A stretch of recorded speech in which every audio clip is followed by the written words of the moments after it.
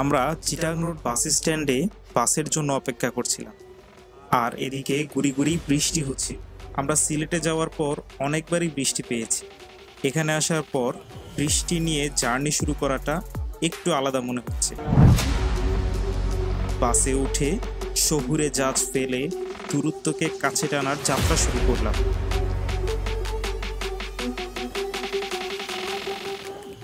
মধ্যবিরতিতে নেমে ঝড়ো বর্ষণের সাথে দেখা হলো। নামতেই একটা অফ ওয়েদার পেলাম আমরা। প্রথম এবং মধ্য প্রহরে বর্ষা ছিল, শেষ প্রহরে থাকে যেন। তো আশুগঞ্জের উজানবাটি রেস্টুরেন্টে 20 মিনিটের ছোট বিরতিতে হালকা ক্ষুধা মিটিয়ে আবারও সিলেটের পথে।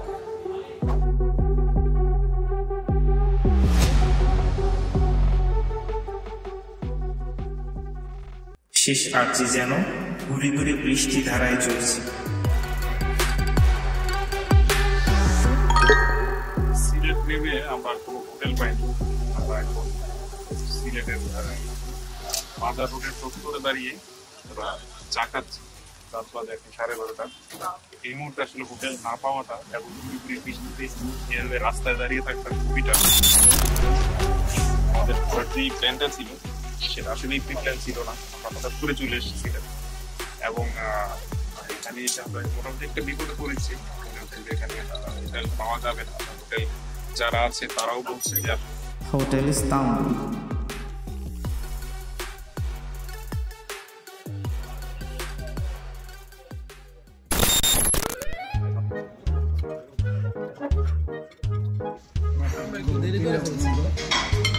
মুরগির মাংস শেষ। রাতে ঘুমানোর পর্ব সকাল 8টার মধ্যে শেষ করে আমরা বসে পড়লাম কমপ্লিমেন্টারি ব্রেকফাস্টের অধিকার আদায় করতে। আর তার সাথে সাথে আজকে সারাদিন আমরা কোথায় ঘুরবো সেটা নিয়ে আলোচনা সেরে নিলাম। তো খুব সকালে আমরা ঘুম থেকে উঠে সবাই নাস্তা সেরে একটা সিএনজি নিয়ে ডাইরেক্টলি চলে আসি হুমায়ুন চত্বর। আমরা শ্যামলী বাসের বাস কাউন্টারে এসে ঢাকা ফেরত টিকিট নিয়েছি। 650 টাকার মতো নিয়েছে। আমরা একটি গাড়ি ভাড়া নিয়েছি। সেই গাড়িটি নিয়ে আমরা জাফলং এর উদ্দেশ্যে রওনা হব। জাফলং ঘুরবো এবং তার সাথে সাথে যাওয়ার পথে আমরা আশেপাশের সাইট সিন গুলো করব এবং জাফলং ঘুরে ঠিক সন্ধ্যা নামার কিছুক্ষণ আগে আমরা চলে আসব সিলেট শহরে আমরা হযরত শাহজালাল রহমতুল্লাহ আলাইহির মাজারে রাত 10টা পর্যন্ত থাকবো। সেখানে কিছু সময় দিব। তারপর আমরা রাত 10টার মধ্যে ব্যাক করব হুমায়ুন চত্বর এবং এখান থেকে আমরা রাতের বাসের জন্য রওনা হব। এই হলো আজকের সারাদিনের সংক্ষিপ্ত প্ল্যান। আমরা সিলেট হুমায়ুন চত্বর থেকে একটি গাড়ি নিয়েছি। আমরা মোটামুটি 1-1.5 ঘন্টা যাওয়ার পরে আমরা হরিপুর বাজারের কিছুটা সামনে এসে খুব সুন্দর একটা জায়গা পেলাম, যেখানে দুই পাশেই বিশাল হাওরে প্রচুর পানি থাকার কারণে এবং রাস্তাটি গাছের ছায়া ঘেরা থাকায় পরিবেশটা দেখতে খুবই দারুণ লাগছিল। ঘুরতে যাওয়া মানে হচ্ছে ঘুরতে যাওয়ার সেই দিনগুলোকে যাপন করা, মনের ভিতর সেই সময়গুলোকে স্থাপন করা আর পছন্দের সেই সিনগুলোকে মনের ক্যানভাসে সাজিয়ে রাখা। আমাদের এই সুজলা সুফলা শস্য শ্যামলা বাংলাদেশের প্রাকৃতিক যে রূপ বা রূপ বিচিত্র তা উপভোগের জন্য আজ আমরা জাফলংয়ের পথে। মাটি দিয়া রে সেই ফুল ফুটিয়া রইল, সেই ফুল ফুটিয়া রইল অগম দৈরার মাঝারে, বাঁকুড়া বাজারে লাজ লাগে, বাঁকুড়া বাজারে লাজ লাগে। আমরা এখন এখানে দাঁড়িয়েছি। শরীরে প্রচন্ড গরমের কারণে ডিহাইড্রেশনের সম্ভাবনা থাকে, যার কারণে আমরা এখন এখানে বসে ডাব খাবো। এরপর আমরা ঠিক নিচের দিক দিয়ে যাবো, এই দিক দিয়ে নৌকা নিব। কত নিয়েছেন ভাইয়া ডাব? 6টা। কত করে নিয়েছে 6টা ডাব? 160 বলছিল, 150 নিছে। আচ্ছা ঠিক আছে।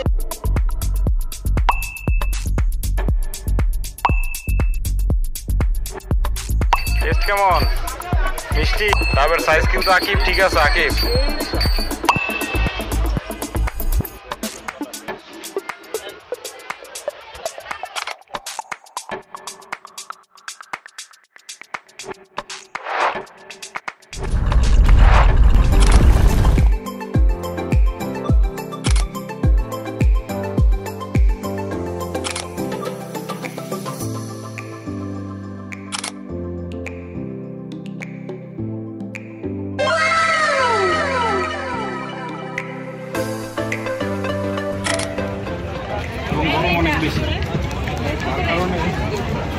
মানুষের মধ্যে অনেক অস্থিরতা আছে, মানুষ অনেক ক্লান্ত, পানি বেশি করে খেতে হচ্ছে, ভাত বেশি খেতে হচ্ছে।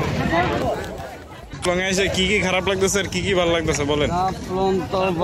রাস্তাটা যদি ভালো একটু জার্নিটা একটু সহজ হইতো, আর গরমের তাপমাত্রাটা একটু বেশি, পর্যটন একটু বেশি, যার কারণে আপনার সমস্যা নাই, তাতেও একটু ভালো লাগতেছে।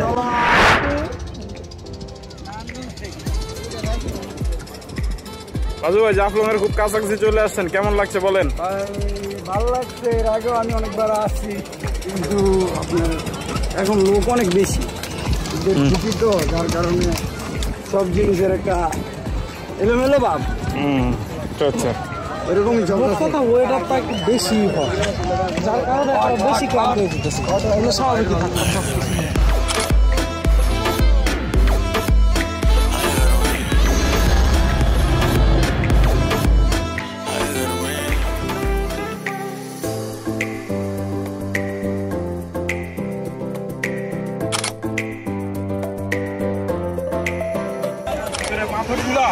মানুষের হৃৎপিণ্ডের মতো পর্যন্ত সকলের বাধা অতিক্রম করে রাজু লাভ এবং লাভ দেওয়ার পরে কি করলো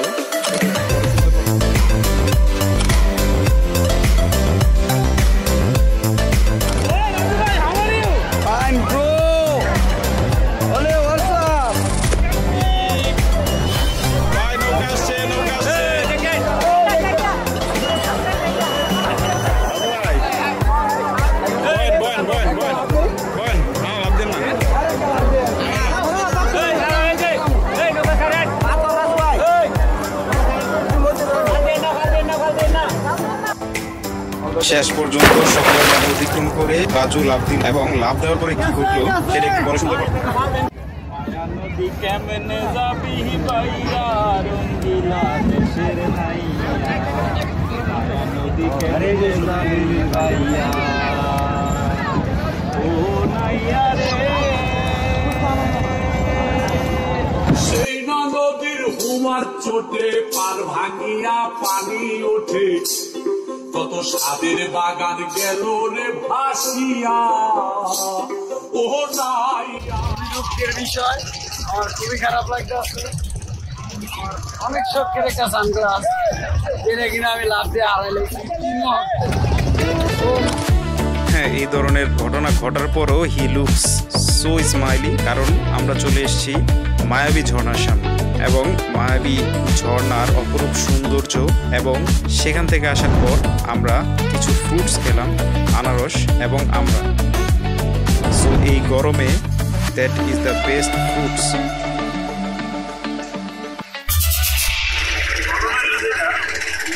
আসার পরে এই রোদ, মানুষের চাপ, গরম, অশান্তি, এইসব জিনিস দেখে অনেক কষ্ট লাগে, কিন্তু ভালো লাগার বিষয়টা হইলো এত কষ্ট করে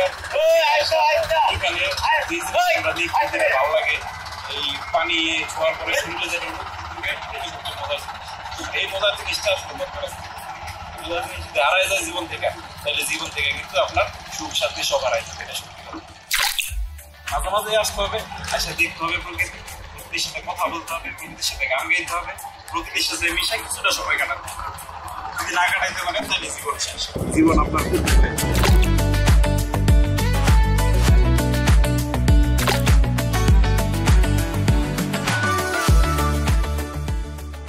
জাফলং থেকে ফেরার পথে রাস্তাটা ঠিক এই জায়গাটায় আমার মনে হচ্ছে আমার দেখা এই পর্যন্ত জাফলংয়ে এবং তার আশেপাশের মধ্যে সবচেয়ে সুন্দর জায়গা, এবং সন্ধ্যা লগ্নের মনোরম একটা পরিবেশ, এবং এই জায়গাটা এই সময়টার জন্যই সুন্দর।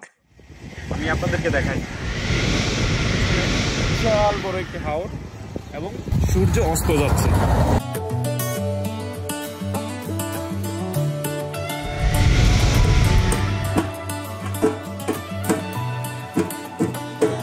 মহাজনের সালান যদি বসে বসে খাও, যাইবার বেলা হয় মন যদি খালি হাতে যাও। মহাজনের সালান যদি বসে বসে খাও, যাইবার বেলা হয় মন যদি খালি হাতে যাও।